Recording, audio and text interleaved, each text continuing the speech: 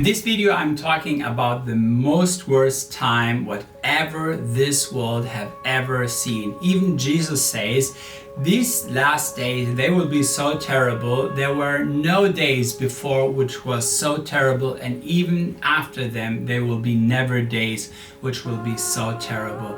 But to understand what is the difference between the time in these 7 years and the time before, because if we will see and we go also in the history of the Christian, then we will realize a lot of the people, they thought actually they are already living in these last days. I mean, the early church, they were so persecuted. Just let us have a look to Stephanus. This young guy, he got stoned because he proclaimed the name of God and he stand to his faith. And the whole church started to getting persecuted during this time from Saul. After Saul, the Roman Empire started to persecute the church. And if we will think about it, that thousands of Christians, they just left their life in such a barbaric ways, we could say, of course, they were thinking, well, the last days, they are already there because they were persecuted so strong. And even in the last century, let us just see how the Christians were persecuted in China. For example, just get this book, Heavenly Man, and then you will get an idea what the Christian in China had to go through. So this was a terrible time, and people like them, of course they could say, hey, these are the last days. And also today, well, the persecution is not over yet. Go to North Korea, go to a lot of Arabic Muslimic countries, then you will realize there is a big persecution going on. But still, the Bible is telling us that these last days will be much more worse than everything else. So when I'm talking about that this time will be terrible also for a Christian, you will think, hey Basim, actually we said all the Christian we will be disappear, and this is right. But you know what, there will be a new Christian who will come to faith, because God is sending like 2 prophets, and they will go all over the whole world and they will preach the gospel, and through them a lot of people will come to faith.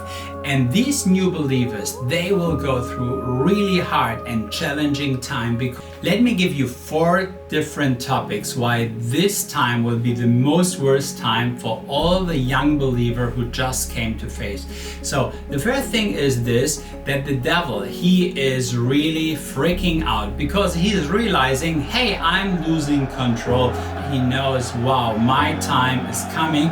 So in the end, he will be just like hitting around him like a crazy guy. The second thing what we see is that the hate on God's people and on the Christian, the new believers, will be so big, because the people, they will realize there is a God, and they will realize that God is also bringing a judgment on them. So what they will do, they will try to fight as strong as possible against God's people. The next thing is what we see, that the church is already disappeared because Jesus took us over to heaven. So no church anymore, no Sunday service, no people gathering and praying together, worshiping together. All these things, they are gone. So the fourth thing is that the Holy Spirit, he is also raised up with the church and he is back in heaven.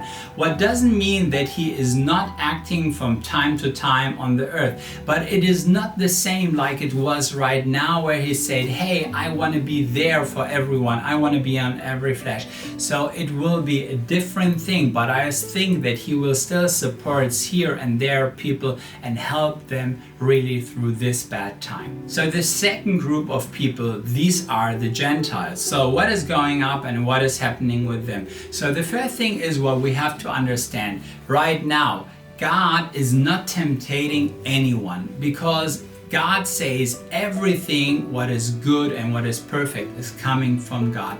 So actually right now the devil, he is the one who brings all the bad things. He brings disease, he destroys, and he is the one who brings a lot of chaos on this earth. But in these last days, it won't be only the devil who bring all the bad things, because God's judge is already starting. So that means till now it was like only the devil was going crazy, but now it will be the devil who's growing crazy, and then there is also God.